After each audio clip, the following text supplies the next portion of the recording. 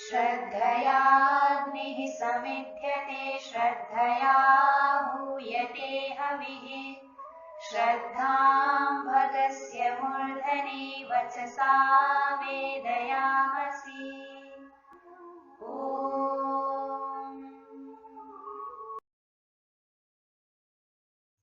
नमस्ते जी। ए ही संस्कृतम शिक्षामही में आप सभी का हार्दिक स्वागत है। आइए नई कक्षा आरंभ करने से पहले हम पिछली कक्षा की आवृत्ति कर लेते हैं। पिछली कक्षा में हमने आत्मनेपदी धातुओं के विधिलिंग और लृट लकार में रूप किस प्रकार चलते हैं इसको देखा था, और चतुर्थी विभक्ति का नया नियम अच्छा लगना अर्थ वाली धातुओं के साथ जिसको अच्छा लगता है उसको संप्रदान कारक कहते हैं और जो अच्छा लगता है वो कर्ता कारक कहलाता है। इस नियम को भी हमने उदाहरण के द्वारा अच्छी तरह से समझा था। आइए अब हम अपनी अगली कक्षा की ओर आगे बढ़ते हैं। हमने प्रथम कक्षा में मात्रिका अर्थात वर्णमाला देखी हुई है। उसका स्वरूप हमारी प्रांतीय भाषाओं में वर्णमाला का जो स्वरूप होता है उसके अनुसार था। आज हम देखेंगे संस्कृत व्याकरण में मात्रिका का स्वरूप कैसा है और कितना वैज्ञानिक है। इसकी वैज्ञानिकता की तो इसमें छोटी सी एक झलक होगी, बाकी उसका पूरा आनंद तो जब हम संस्कृत व्याकरण को गहराई से पढ़ते हैं तभी आता है। और साथ में एक बात ध्यान रखेंगे कि मात्रिका का ये स्वरूप आपको समझ में आ जाए तब तो बहुत अच्छी बात है, आपको इससे बहुत लाभ होगा। और यदि आपको समझ में ना आए तो भी कोई चिंता करने की बात नहीं है, इसके बिना भी आपका काम आराम से चल सकता है। क्योंकि संस्कृत व्याकरण में वर्णमाला का जो यह स्वरूप प्रस्तुत किया गया है वो हमारे प्राचीन संस्कृत के आचार्यों की सूक्ष्म और वैज्ञानिक बुद्धि का परिचायक है। जब आप भी देखेंगे, जबकि आपको तो एक छोटी सी झलक मिलेगी, उसके बावजूद भी आपको भी गर्व की अनुभूति होगी।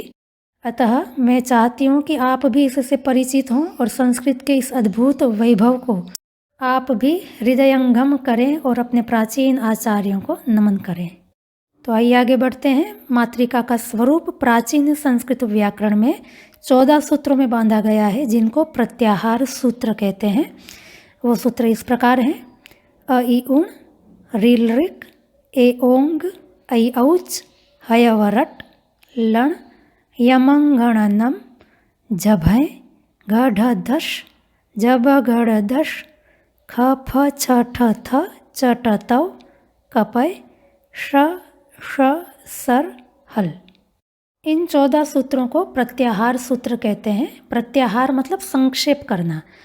तो इनसे संक्षेप कैसे होता है उसकी झलक तो आपको थोड़ी देर में मिल जाएगी।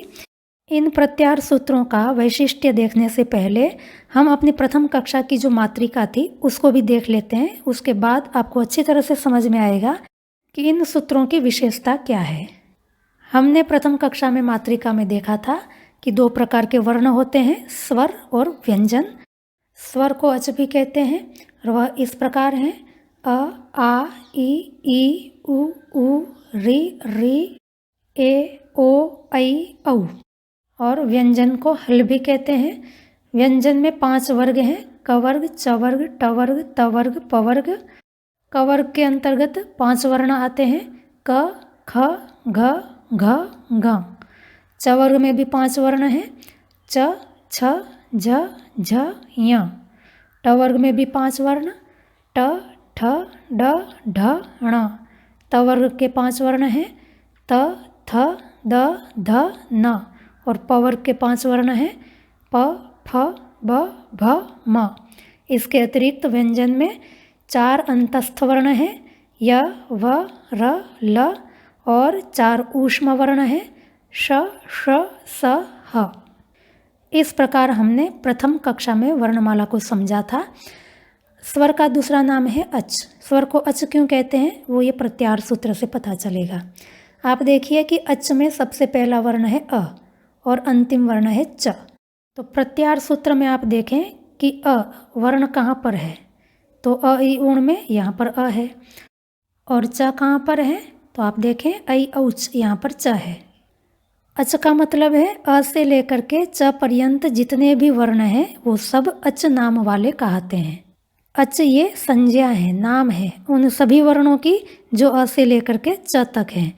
यहाँ एक बात ध्यान रखने की है कि बीच में जो ये हलंत अक्षर दिख रहे हैं वो वर्णमाला के सदस्य नहीं हैं, ये केवल नामकरण करने के लिए इनका प्रयोग किया गया है।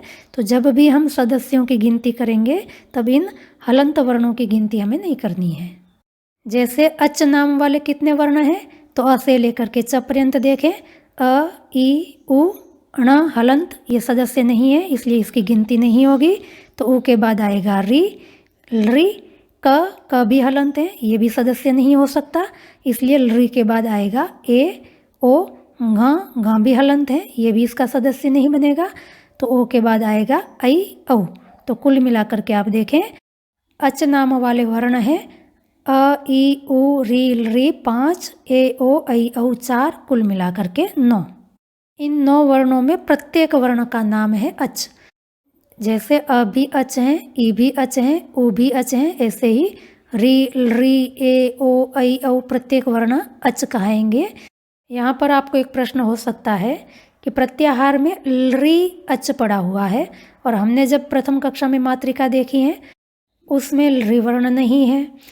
तो लरी यद्यपि अच हैं, प्रत्याहार सूत्र में वह पढ़ा हुआ है, पर लोक में क्योंकि इनका प्रयोग नहीं होता है तो मैंने जो आप लोगों को मात्रिका दिखाई थी वो लोक में प्रयोग होने वाले वर्णों को ध्यान में रखते हुए की थी, इसलिए मैंने उस मात्रिका में लरी का प्रयोग नहीं किया है। शास्त्रों में लरी अच का प्रयोग होता है पर लोक में इसका प्रयोग नहीं होता है, अतः मात्रिका में इसका समावेश नहीं किया गया था।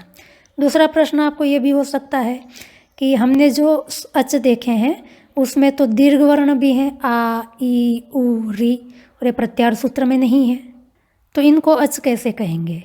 तो एक बात ये भी ध्यान रखेंगे कि प्रत्याहार सूत्र में जितने भी अक्षर हैं वो सब के सब वर्ण हैं। वर्ण और कार इन दोनों के बीच का भेद हमने देखा है। अवर्ण कहेंगे उसका मतलब है ह्रस्व और दीर्घ दोनों ही, और जब अकार कहेंगे उसका मतलब है केवल ह्रस्व अ, और आकार कहेंगे उसका मतलब होगा केवल दीर्घ आ। पर अवर्ण कहेंगे तो ह्रस्व आकार और दीर्घ आकार दोनों का ही ग्रहण होता है। तो प्रत्याहार सूत्र में अ से अवर्ण का निर्देश होने से ह्रस्व अ और दीर्घ आ दोनों का ग्रहण होगा। ऐसे ही ई से भी ई वर्ण का निर्देश होने से ह्रस्व ई दीर्घ ई दोनों का ग्रहण होगा।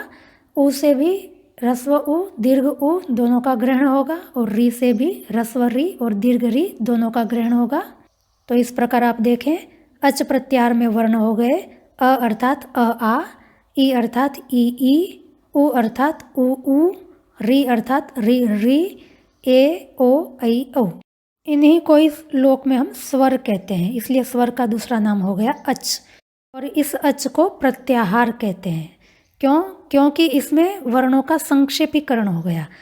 यदि आपको कोई पूछे कि भाई स्वर कितने हैं, तो अब आपको अ, आ, ई इस तरह से एक एक स्वर गिनाने की आवश्यकता नहीं है, आप कह दे अच। अच कहने से इन सब का ही समावेश हो जाता है।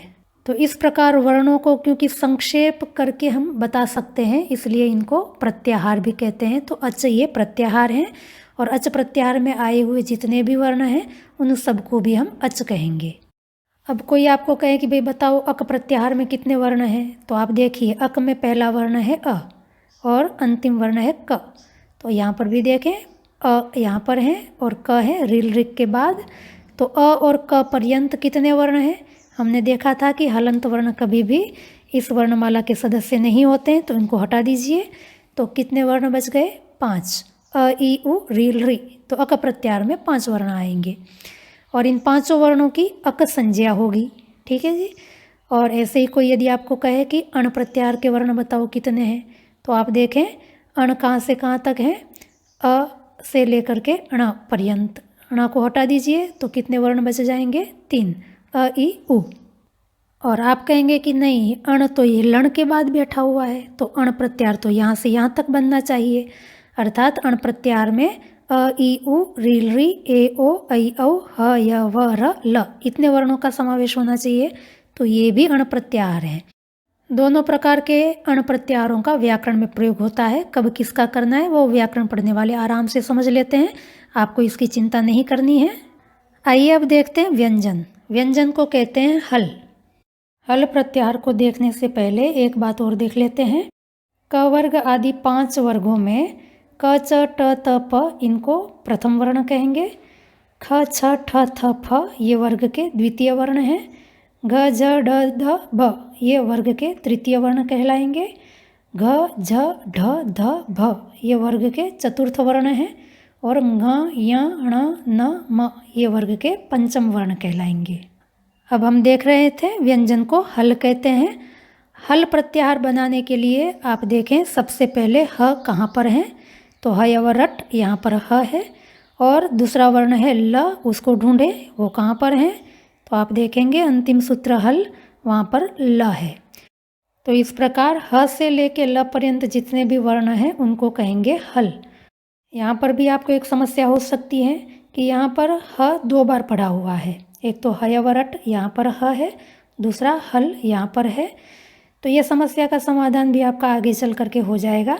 अभी आप एक काम कीजिए, ह और रट के ह को थोड़ी देर के लिए भूल जाइए और फिर देखिए कि हल प्रत्याहार में कितने वर्ण हैं। और वही बात हमें ध्यान रखनी है कि जितने भी हलंत वर्ण हैं वो कभी भी प्रत्याहार के सदस्य नहीं होते हैं, उसको हमें हटा देना है। उसके बाद आप देखना शुरू करें तो हल प्रत्याहार में आरंभ के वर्ण हैं य व र ल। आप देखें अंतस्थ वर्ण भी हमारे वही हैं।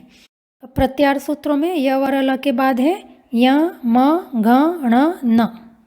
ये वर्ण है 5 वर्गों के पंचम वर्ण। आप देखें 5 वर्गों के पंचम वर्ण है घ य ण न म। और यहाँ पर भी वही है, क्रम का अंतर जरूर है। इस क्रम भेद में भी विज्ञान छिपा हुआ है। और वह विज्ञान क्या है ये तो जब व्याकरण पढ़ते हैं तब अच्छी तरह से समझ में आता है, पर आपको इसकी चिंता नहीं करनी है। हम आगे बढ़ते हैं। आगे आप देखें वर्ण है झ भ घ ढ ध।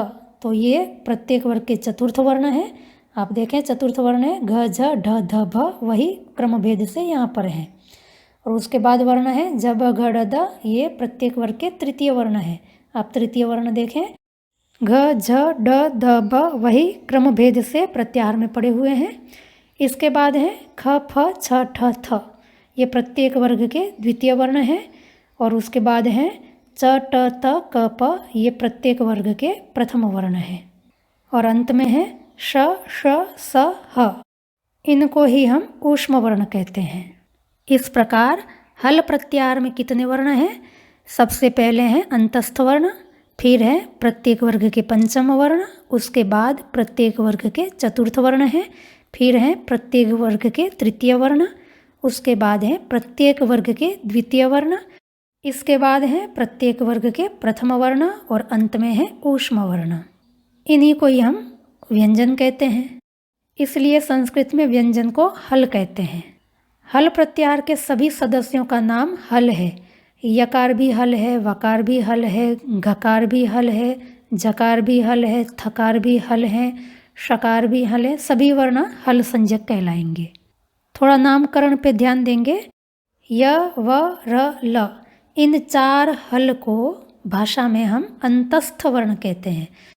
अंतस्थ का मतलब है बीच में रहने वाले। किन के बीच में रहते हैं? स्वर और व्यंजन के बीच में।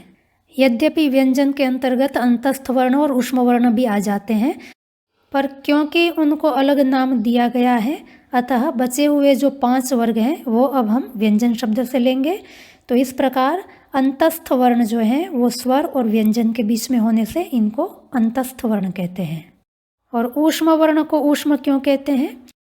यहाँ पर ऊष्मा का अर्थ है वर्णोच्चारण करते समय जो हवा बाहर निकलती है उसको ऊष्मा कहते हैं। यद्यपि प्रत्येक वर्ण के उच्चारण में वायु बाहर निकलती है, ऊष्मा बाहर निकलती है, पर जब हम ये 4 वर्ण श, श, स और ह इनका उच्चारण करते हैं तब ऊष्मा थोड़ी ज़्यादा मात्रा में बाहर निकलती है, इसलिए इन 4 का नाम हो गया ऊष्म वर्ण। एक बात और यहाँ आप देख सकते हैं कि जब हमने प्रथम कक्षा में मात्रिका पढ़ी थी तब सारे व्यंजन हमने हलंत लिखे थे, और अब प्रत्याहार सूत्र में देखें एक भी व्यंजन हलंत नहीं है। तो ऐसा क्यों? यदि प्रत्याहार सूत्रों में सारे व्यंजन हलंत पढ़ दिए जाएं तो अब हमको समस्या हो जाएगी। क्या समस्या होगी? जैसे कि हमें अच प्रत्याहार बनाना है, तो अच प्रत्याहार में च जो है वो कौन सा वाला लें? ऐ औच वाला च लें या तो खफ छठ थ चट तव, यहाँ पर भी जो च है वो भी हलंत होगा।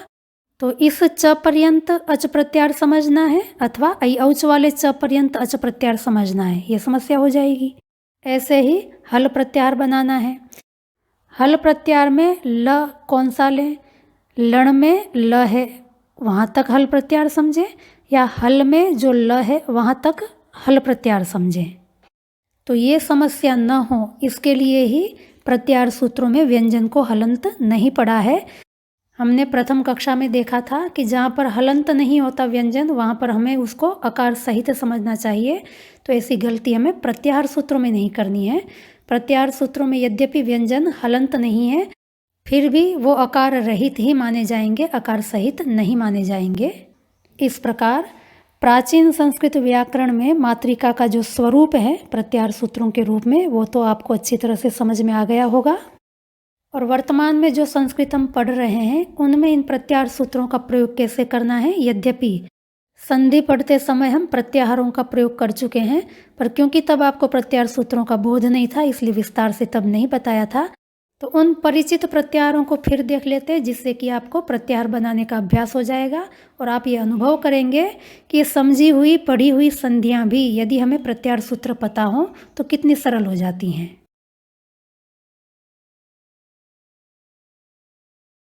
कक्षा 39 में हमने यण संधि देखी थी, जिससे आप अच्छी तरह से परिचित हैं। उसका स्वरूप था इवर्ण उवर्ण रिवर्ण, अर्थात इक के बाद सवर्ण स्वर को छोड़कर कोई भी स्वर अर्थात अच आवे तो इक के स्थान पर क्रमशः य व र आदेश हो जाता है। यण संधि का ये स्वरूप तो हमने हमारी भाषा में देखा। पाणिनीय संस्कृत व्याकरण की भाषा में यण संधि का स्वरूप है इको यण अचि। पाणिनि ने जो बात इन छोटे छोटे 3 पदों में कह दी, उसी बात को बताने के लिए हमने अपनी देशी भाषा में एक लंबा सा वाक्य बनाया है। पाणिनि का सूत्र है इको यण अचि। इको अर्थात इक को, यण अर्थात यण हो जाता है, अचि अर्थात अच के परे रहते। यहाँ पर इक है वो प्रत्याहार है, तो आप देखिए इक में कितने वर्ण आएंगे, तो ढूंढिए इकार कहाँ है। अ ई उण यहाँ पर ई है, और क कहाँ है, रील रिक यहाँ पर क है। तो ई से लेकर के क पर्यंत जितने भी वर्ण हैं वो इक कहलाएंगे। हलंत वर्ण हटा देने हैं।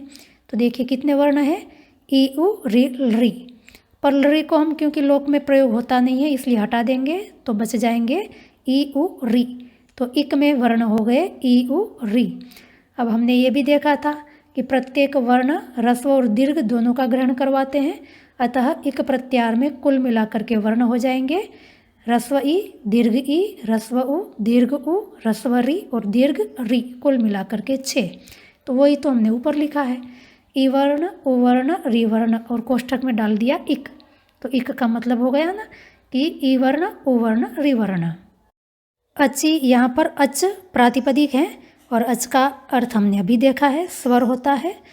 और बच गया यण। यण प्रत्याहार में देखिए कितने वर्ण आते हैं। यकार कहाँ बैठा है, हय व रट यहाँ पर यह है। और ण कहाँ पर है, तो लण यहाँ पर ण है। तो य से लेकर के लण के णकार पर्यंत जितने भी वर्ण हैं वो यण कहलाएंगे। हलंत वर्ण हटा देंगे तो कितने वर्ण हैं, य व र ल। क्योंकि हमने ऊपर लरी हटाया है तो यहाँ पर भी हम ल हटा देंगे। तो अब यण प्रत्याहार में हमारे लिए वर्ण बच जाएंगे य व र। इन्हीं वर्णों का निर्देश हमने यण संधि में किया है। यण संधि में हमने एक शब्द प्रयोग किया है क्रमशः। क्रमशः का अर्थ होता है पहले के स्थान पे पहला, दूसरे के स्थान पे दूसरा, तीसरे के स्थान पे तीसरा। तो ये स्थान का निर्देश भी तो इन्हीं प्रत्याहार सूत्रों से हमें प्राप्त होता है। आप देखिए कि इक में ई उ री ये क्रम है और यण में य व र ये क्रम है। तो इक में जो पहला है ई और यण में पहला है य, तो पहले के स्थान पे पहला हो गया। इक प्रत्याहार में दूसरे स्थान पर है उ और यण प्रत्याहार में दूसरे स्थान पर है व, तो दूसरे के स्थान पे दूसरा अर्थात उ के स्थान पे व। और इक प्रत्याहार में तीसरे स्थान पर है री और यण प्रत्याहार में तीसरे स्थान पर है र। तो तीसरे के स्थान पर तीसरे का मतलब है रिवर्ण के स्थान पर रेफ हो जाना। तो इस प्रकार यदि हमें प्रत्याहार का बोध है तो इस लंबे से वाक्य को हम इस छोटे से सूत्र से समझ सकते हैं कि इक के बाद यदि अच आए तो इक को यण हो जाता है। तो संक्षेप हो गया ना, इसलिए इनको प्रत्याहार कहते हैं। और ये संक्षेप तब तक हम नहीं कर सकते जब तक कि प्रत्याहार सूत्रों का ये स्वरूप हमारे सामने न हो। कक्षा 38 में सवर्ण दीर्घ संधि पढ़ते समय भी हमने प्रत्याहार का प्रयोग किया था। सवर्ण दीर्घ संधि का स्वरूप इस प्रकार है। अवर्ण, इवर्ण, उवर्ण, रिवर्ण कोष्ठक में है अक के बाद कोई भी सवर्ण स्वर कोष्ठक में है अच आवे तो दोनों के स्थान पर एक सवर्ण दीर्घ आदेश हो जाता है। इसी बात को पाणिनि की भाषा में देखेंगे तो सूत्र है अकः सवर्णे दीर्घः। अचि पद सूत्र में साक्षात नहीं पड़ा है, किंतु पीछे सूत्र में से आकर के यहाँ पर जुड़ जाता है। इसको व्याकरण में अनुवृत्ति कहते हैं। अब सूत्र में पद है अकः, प्रातिपदिक है इसका अक। अक प्रत्याहार आप देखें कैसे बनता है, तो अ ई उण के अ से लेकर के रील ऋ के क पर्यंत। तो अक प्रत्याहार में वर्ण है अ ई उ री, री को हम नहीं लेंगे। प्रत्याहार सूत्र में वर्तमान अ ई उ री ये चार वर्ण ह्रस्व और दीर्घ दोनों के ग्राहक हैं, दोनों के बोधक हैं। अतः अक प्रत्याहार में वर्ण हो जाएंगे अ आ ई उ री री। और अच प्रत्याहार के वर्णों से तो हम परिचित ही हैं, पर यहाँ केवल अच नहीं लिखा है, सवर्ण अच लिखा है। अतः अच प्रत्याहार के सारे वर्ण नहीं लिए जाएंगे, सवर्ण अच ही लिया जाएगा। अ का सवर्ण अच है अ, ई का सवर्ण अच है ई, उ का सवर्ण अच उ और री का सवर्ण अच री होता है। इस प्रकार सवर्ण संधि का सूत्र रूप हो गया अक के बाद सवर्ण अच हो तो दोनों के स्थान पे सवर्ण दीर्घ हो जाएगा। अक यदि अवर्ण है तो सवर्ण अच भी अवर्ण होगा। अक यदि इवर्ण है तो सवर्ण अच भी इवर्ण होगा। और अक यदि उवर्ण है तो सवर्ण अच भी उवर्ण होगा। और अक यदि रिवर्ण है तो सवर्ण अच रिवर्ण होगा। तो इस प्रकार प्रत्याहार सूत्रों को यदि हम अच्छी तरह से समझ लेते हैं तो संधियों को समझने में हमको बहुत सुविधा हो जाती है। पर यदि आपको ये प्रत्याहार सूत्र समझ में नहीं आ रहे हैं या याद नहीं हो रहे हैं तो चिंता करने की कोई आवश्यकता नहीं है, क्योंकि इसके बिना भी तो हमने संधियां समझ ली थी और आगे भी समझ लेंगे। पर यदि आप इसको याद कर सकते हैं तो इन सूत्रों को आप अवश्य याद कर लें। आज की कक्षा को हम यहीं तक रखते हैं। यदि आपको समझने में कहीं कोई कठिनाई आई हो तो आप हमें अवश्य पूछें। आपकी समस्याओं का समाधान करने का हम अवश्य प्रयास करेंगे।